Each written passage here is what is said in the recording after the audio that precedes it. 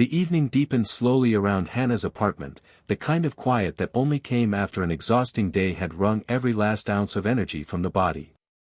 Outside, rain had started sometime after sunset, tapping softly against the windows in uneven rhythms. The old radiator near the couch hissed weakly, struggling to push warmth through the small apartment. Somewhere upstairs, pipes groaned behind the walls, followed by the muffled sound of footsteps crossing worn floorboards. Hannah wrapped her cardigan tighter around herself as she stood near Sophie's crib. Her daughter slept restlessly now. Not peacefully. Restlessly. Tiny sounds escaped her every few minutes, small congested breaths that made Hannah's stomach tighten each time she heard them. Ethan noticed it immediately. "You keep checking her breathing," he said quietly. Hannah looked down, adjusting Sophie's blanket with careful fingers. "She's been congested for 2 days. You took her to a doctor?" The question hung between them longer than it should have. Hannah finally looked away first. "I tried." Ethan's expression shifted slightly. Not judgment. Recognition. The kind that came from understanding there was more beneath the answer. "She needs antibiotics. She needs insurance." The words came out flatter than she intended. Hannah immediately regretted saying them. Not because they weren't true. Because she hated how truth sounded out loud sometimes. The room fell quiet except for the rain. Ethan glanced toward the small kitchen counter where unopened bills sat beneath a chipped ceramic mug. Late notices. Utility warnings. A pharmacy envelope. He noticed everything without making a show of it. And Hannah noticed him noticing. That was somehow worse. She crossed her arms defensively. "I'm handling it. I didn't say you weren't." Something about the calmness in his voice irritated her unexpectedly. Because he sounded sincere. Because he wasn't pitying her. Because she didn't know what he wanted. Most people who helped eventually wanted something. Attention. Gratitude. Control. A story they could tell themselves about being good. But Ethan had been here nearly an hour now, and he still hadn't asked for anything. That unsettled her more than manipulation would have. Sophie coughed softly in her sleep. Hannah was beside the crib instantly. The movement was automatic, desperate, practiced. Ethan watched the panic flash across her face before she masked it again. "You should sit down," he said gently. "I'm fine." "You're shaking." Only then did Hannah realize her hands were trembling. From exhaustion. From caffeine. From stress. From living too long in survival mode. She slowly lowered herself onto the couch, pressing both palms against her knees as if grounding herself physically could stop everything unraveling internally. Ethan remained standing for a moment before finally sitting in the armchair opposite her. Not too close. Not distant either. Careful. Everything about him felt careful. Too careful. "You don't have to stay," Hannah said after a while. The rain intensified outside. Ethan leaned back slightly, studying the worn edge of the coffee table before answering. "I know." "Then why are you?" That question finally landed somewhere visible inside him. A faint tension moved through his jaw. For the first time since entering the apartment, Ethan looked uncertain. Not powerful. Not composed. Human. "I'm not entirely sure yet," he admitted quietly. The honesty caught her off guard. Hannah looked down at her hands. Most wealthy men she had encountered in her life performed confidence like theater. They filled silence quickly. Explained themselves constantly. Ethan didn't. He seemed to sit inside silence comfortably.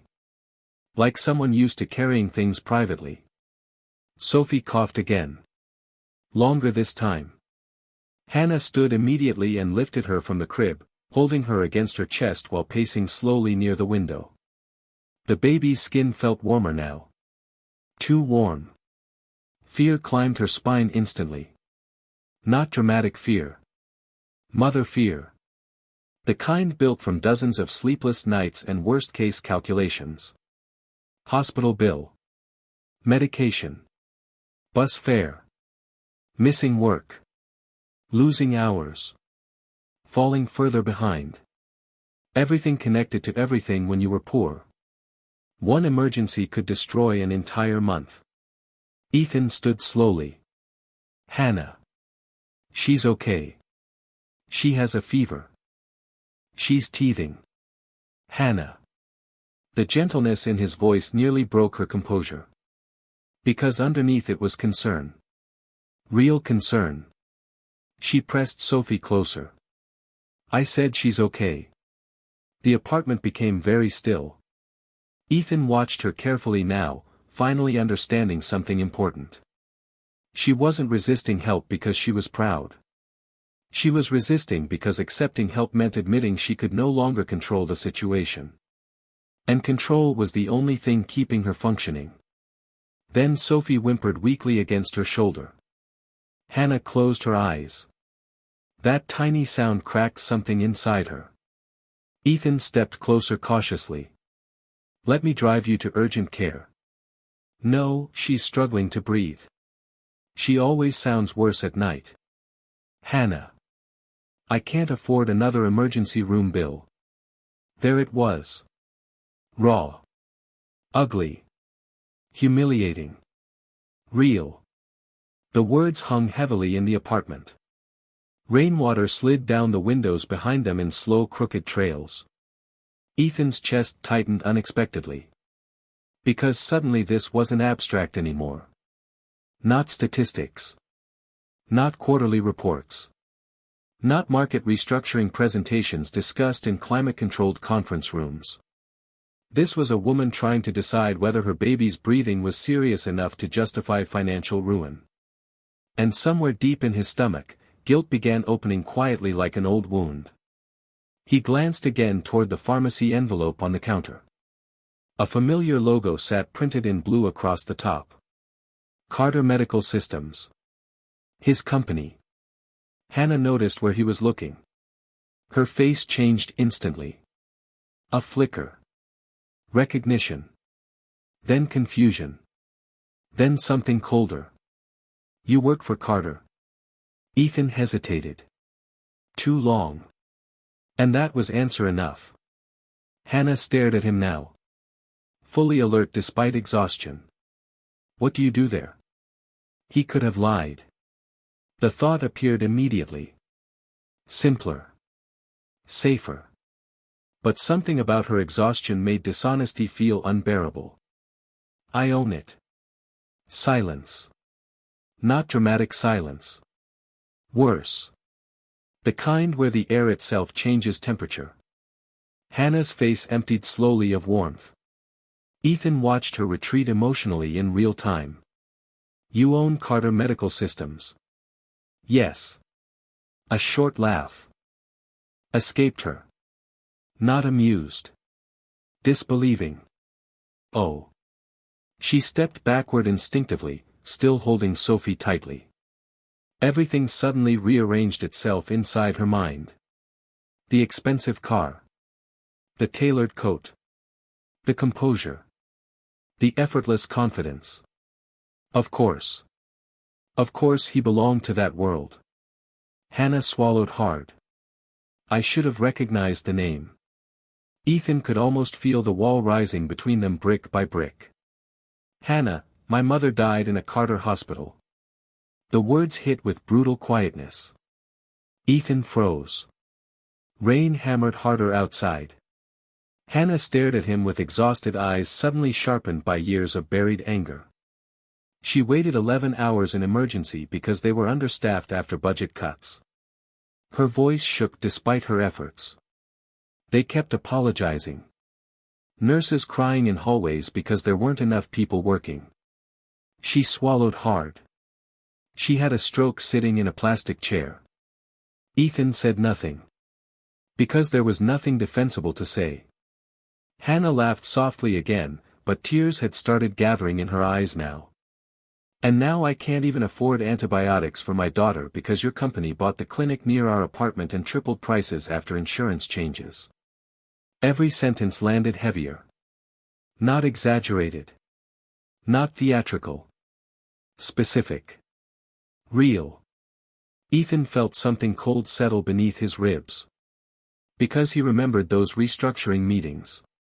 Not her specifically. That somehow made it worse. He remembered charts. Efficiency projections. Consolidation plans. Margins. Numbers. Always numbers. Never fluorescent waiting rooms filled with exhausted daughters holding sick mothers upright in plastic chairs. Never women counting coins for medicine. Hannah shook her head slowly. I knew people like you existed. Her voice cracked. I just didn't think one would end up sitting in my apartment pretending to care. I'm not pretending. You don't get to help me feel grateful for surviving problems your world creates. The accusation sliced cleanly because part of him believed it too. Ethan looked toward Sophie. The baby's breathing sounded rougher now. Hannah, he said quietly, she needs a doctor. Her eyes filled immediately. With frustrated tears. I know she needs a doctor. That shattered whisper carried more pain than yelling ever could. For several seconds neither moved. Then Sophie coughed violently against Hannah's shoulder. An instinct overtook pride. Hannah's composure finally cracked. Just slightly. But enough. Ethan stepped forward carefully. Let me help her. Not save. Not fix. Help. The distinction mattered. Hannah closed her eyes briefly. When she opened them again, exhaustion had replaced anger. Urgent care only, she whispered. Ethan nodded once. No victory in his expression. Only concern. The urgent care clinic smelled like antiseptic, wet coats, and burnt coffee. Fluorescent lights buzzed overhead while exhausted people filled faded blue chairs beneath daytime television reruns no one was watching. A toddler cried somewhere near reception. An elderly man coughed violently into tissues. Hannah sat rigid beside Sophie's stroller, arms crossed tightly as Ethan handled paperwork at the front desk. She hated this. Not the clinic. Dependency. Even now. Especially now. The receptionist looked up from the insurance forms. We'll need payment information before treatment. Hannah's stomach tightened instantly. Ethan slid his card forward calmly. I'll handle it. She hated how relieved she felt. That relief tasted humiliating. The receptionist nodded mechanically. Pediatric wait time is approximately 2 hours. Hannah laughed under her breath. 2 hours for breathing problems. Nobody responded. Because everyone there looked equally tired. Equally defeated. Ethan returned quietly to the chair beside her. For several minutes neither spoke. Rain streaked the windows. A vending machine hummed nearby. Sophie slept fitfully against Hannah's chest. Then Ethan spoke carefully. You should be angry. Hannah kept staring ahead. I am angry. You should be. That finally made her glance at him. No defensiveness. No corporate rehearsed apology. Just exhaustion. Different from hers. But real. Ethan leaned forward slightly, elbows resting on his knees. When my father built the company, he used to say healthcare should feel human. His jaw tightened faintly. After he died. Investors wanted expansion faster. Bigger acquisitions. Lower costs. He exhaled quietly. I told myself difficult decisions were necessary. And now. He looked across the waiting room. At the overworked nurses. The crying child. The vending machine dinner someone was feeding their son. Now I'm sitting beside someone whose life was damaged by those decisions. Hannah studied him carefully. Still guarded. Still unconvinced. But listening. You could walk away, she said quietly. From the company? From this? Ethan looked at Sophie. No, the answer came too quickly to be calculated. That unsettled both of them. A nurse finally called Sophie's name. The doctor diagnosed a respiratory infection. Not severe yet. But close. Medication. Monitoring. Immediate treatment. Hannah listened intensely to every instruction while mentally calculating cost. Ethan noticed. Again. Always calculating. The doctor left them alone briefly. Hannah stared at the prescription paper. This alone is probably $300. Ethan reached for it. I'll pick it up. No, Hannah. I said no. People nearby glanced over. She lowered her voice immediately. I can't owe you everything. Something painful flickered across Ethan's expression. You don't owe me anything. That's easy for you to say.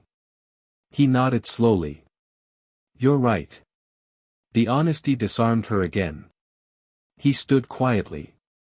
Stay with Sophie. Before Hannah could argue further, he walked toward the pharmacy counter.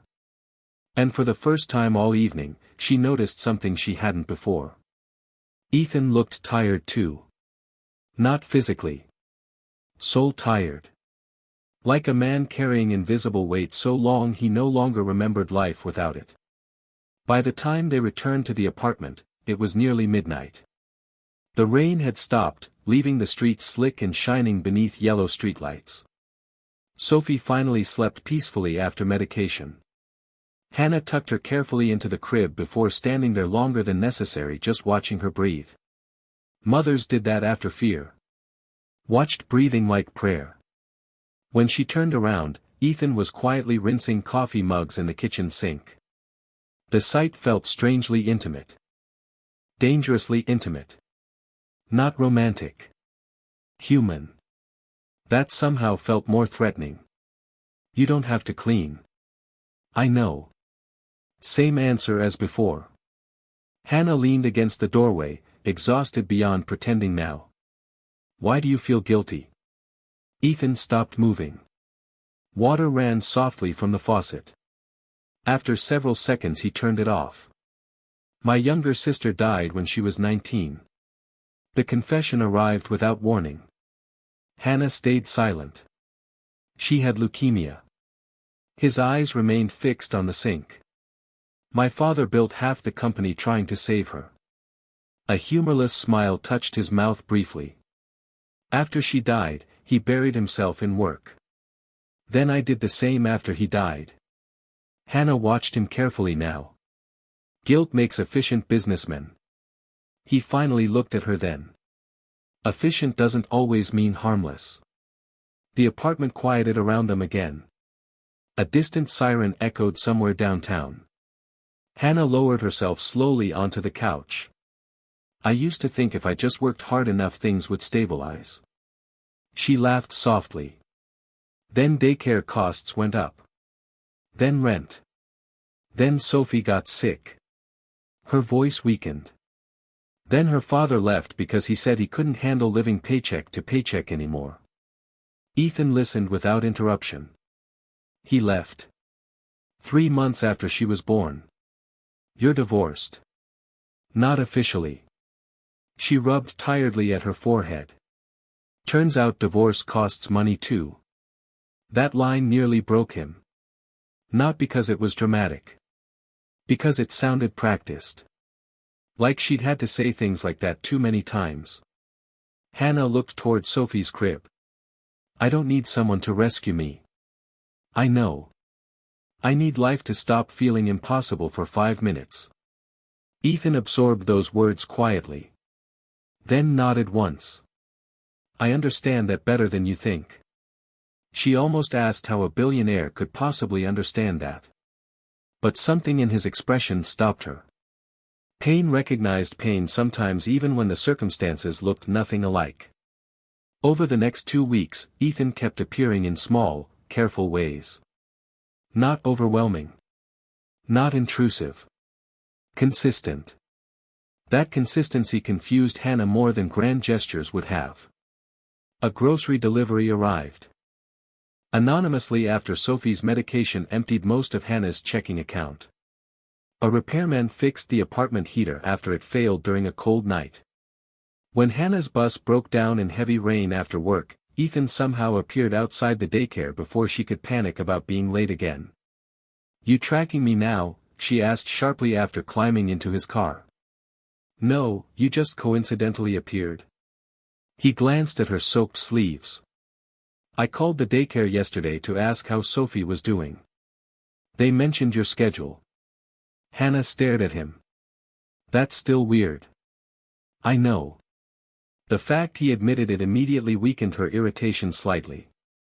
Sophie reached toward Ethan from the back seat, babbling happily. "Traitor," Hannah thought tiredly. Ethan glanced at the baby in the mirror. "She likes you," Hannah muttered reluctantly. "She likes everyone." "No," Hannah looked out the rain-covered window. "She doesn't." That stayed with him longer than it should have. One Friday evening Hannah returned home to find an eviction notice taped to her apartment door. Final warning. 3 weeks overdue. Her chest hollowed instantly. Not fear anymore. Exhaustion. Pure exhaustion. She stood there staring at the paper while Sophie fussed against her shoulder. Then quietly, unexpectedly, she began crying. Not dramatic sobbing.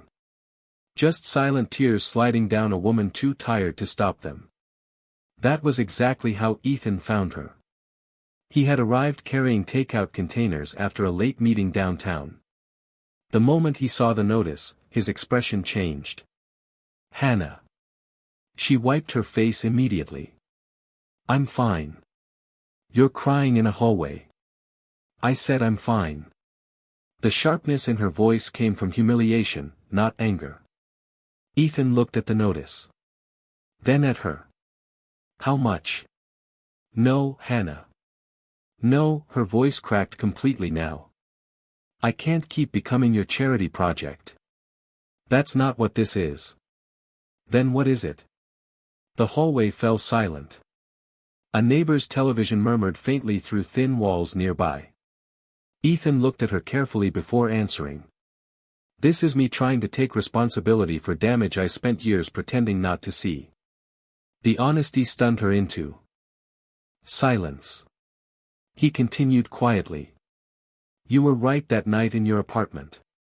My company hurt people. I knew it abstractly." His jaw tightened. "Then I met you." Hannah looked away immediately because something in her chest hurt suddenly. Dangerously. "I don't want guilt money." "It isn't guilt." "Then what?" Ethan stepped closer slowly. "It's because I care whether you survive this." The hallway became unbearably still. No grand declaration. No romance. Just truth. Simple and frightening. Hannah's eyes filled again immediately. Because nobody had said something like that to her in a very long time. Not since before survival became her entire identity. She laughed shakily through tears. "You barely know me." Ethan looked at her for a long moment. "I know you skip meals when bills are due." Her breath caught. "I know you pretend you already ate whenever Sophie finishes dinner first." His voice remained calm, devastatingly observant. "I know you check her breathing every night before sleeping. I know you apologize constantly for existing in difficult situations." He swallowed once. "And I know you haven't had anyone helping you carry this for a very long time." Hannah stared at him speechlessly. Because he was right. Because being seen that clearly felt almost unbearable. Sophie whimpered softly between them. The sound broke the moment slightly. Ethan gently took the eviction notice from her shaking hand. "You should go inside." That night became the first time Ethan stayed. Not romantically. Not even close. The storm outside flooded several streets, and Sophie's fever returned unexpectedly around midnight. Hannah panicked immediately. Ethan drove them to the hospital through blinding rain while Hannah sat in the back seat beside Sophie trying not to cry. Traffic lights reflected red and gold across wet streets. Emergency vehicles screamed somewhere downtown. The hospital waiting room was overcrowded again. A nurse apologized mechanically for delays. Hannah held Sophie against her chest, exhaustion making her physically sway. Then suddenly Ethan disappeared. 15 minutes later a senior pediatric physician personally escorted them into treatment. Hannah noticed how every staff member suddenly straightened when they recognized Ethan. Recognition spread slowly through her. Power. Real power. Not money. Influence. Systems bending. She watched nurses suddenly find available rooms that supposedly didn't exist earlier. Anger rose hot in her chest. After Sophie stabilized with oxygen treatment, Hannah cornered Ethan quietly outside the room. So people only get decent healthcare when someone important walks in? Ethan looked genuinely ashamed. I didn't ask them to prioritize us. But they did. Neither spoke. Because they both knew the answer. Hannah folded her arms tightly. This is exactly what I mean. You can't even see the privileges surrounding you anymore. He absorbed the blow without defensiveness. That's fair. She stared at him. You agreeing with me is becoming irritating. A faint tired smile appeared briefly. Good. Despite herself, Hannah almost smiled back. Almost. Then Sophie coughed weakly from inside the room and both immediately turned toward her together. Instinctively. Like people already emotionally connected before either was ready to admit it. 3 days later Ethan brought Hannah to one of Carter Medical's administrative buildings downtown. She nearly refused to go inside. Glass walls. Marble floors. People wearing expensive shoes speaking in polished corporate tones. Everything smelled sterile and expensive. Hannah felt painfully out of place in her thrift store coat. Ethan noticed immediately. This was a mistake. What? Bringing you here like this? Like what? He looked around the lobby slowly. As if you should be the uncomfortable one. Something shifted inside her hearing that. Not because it fixed anything. Because he genuinely meant it. Ethan led her upstairs to a conference room overlooking the city. Moments later several executives entered. Confused. Then alarmed when they saw Ethan. The meeting lasted nearly 2 hours. Hannah listened while Ethan dismantled policies he himself had approved years earlier. Predatory billing structures. Insurance exclusions. Clinic staffing cuts. Executive bonuses tied to reduced patient expenditures. At one point Hannah interrupted entirely. You. Talk about people like their spreadsheets. The room fell silent. One executive shifted uncomfortably. Ethan looked at her steadily. She's right. That moment mattered more than she expected. Not because systems changed instantly. They didn't. But because for once someone powerful sat inside accountability instead of avoiding it. After the meeting, Hannah stood near the window overlooking the rainy city below. You didn't have to do that. Yes, Ethan said quietly beside her. I did. She looked at him carefully. Why me? He answered without hesitation this time. Because you made me see what I became. The vulnerability in that confession frightened them both. Weeks passed. Slowly. Carefully. Trust formed the way bruises healed. Tenderly. Unevenly. With setbacks. Hannah still resisted help sometimes. Still argued with him. Still distrusted easy solutions. Ethan still overstepped occasionally, trying to fix things too quickly whenever fear surfaced. Once he paid off her overdue utilities without asking. Hannah was furious. You don't get to erase my choices because you have money. I was trying to help. You were trying to control the outcome. That argument lasted nearly an hour. And afterward Ethan sat alone in his car understanding something painful. Helping people had become tangled with managing guilt for him. Hannah forced him to separate the two. Forced him to listen instead of solve. No one had done that before. Meanwhile Hannah slowly learned something equally difficult. Dependence and trust were not always the same thing. Sometimes accepting support wasn't weakness. Sometimes it was survival. One evening Ethan arrived after work to find Hannah asleep sitting upright on the couch beside Sophie's crib, still wearing her grocery store uniform. Cold coffee rested untouched beside her. Laundry remained unfolded nearby. Her hand still lightly gripped Sophie's blanket through the crib bars even in sleep. Exhaustion had simply overtaken her mid-movement. Ethan stood there silently for several seconds. Then quietly covered her with a blanket. No dramatic moment. No kiss. Just tenderness.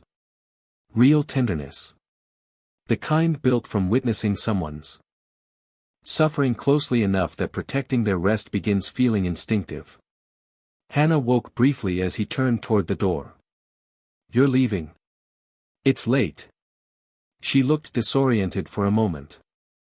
Then vulnerable in a way she usually hid immediately. You can stay if you want.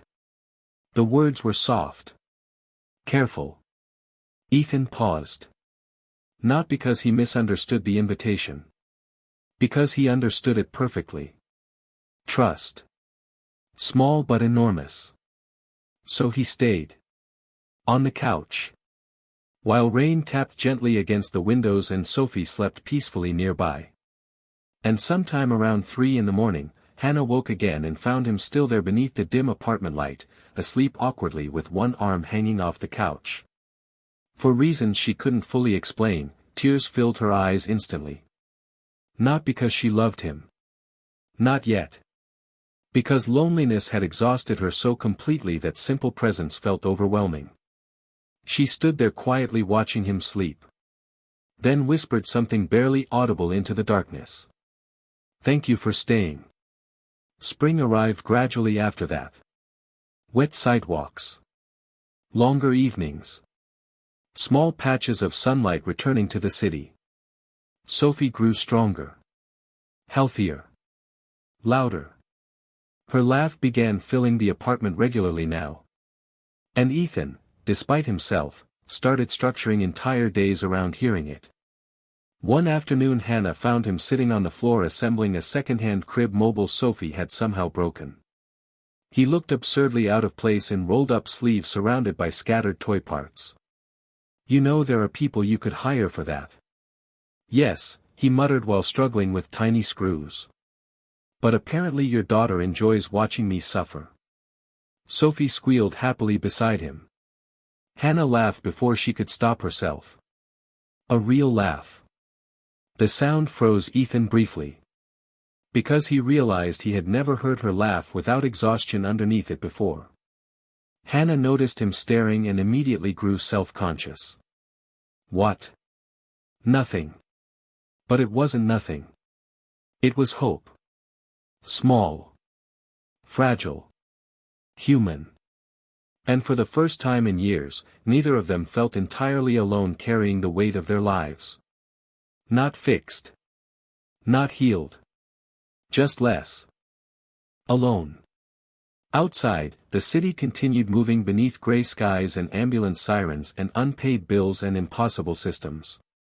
Their problems had not vanished. Hannah still worked exhausting shifts. Ethan still faced the consequences of years spent valuing efficiency over humanity. Some wounds remained open. Some grief remained unresolved. But something quiet had begun between them. Not fantasy. Not rescue. Something slower. Two damaged people learning how to sit beside each other honestly inside the mess of real life. And sometimes, in a world that asked people to survive without softness, that alone felt almost miraculous.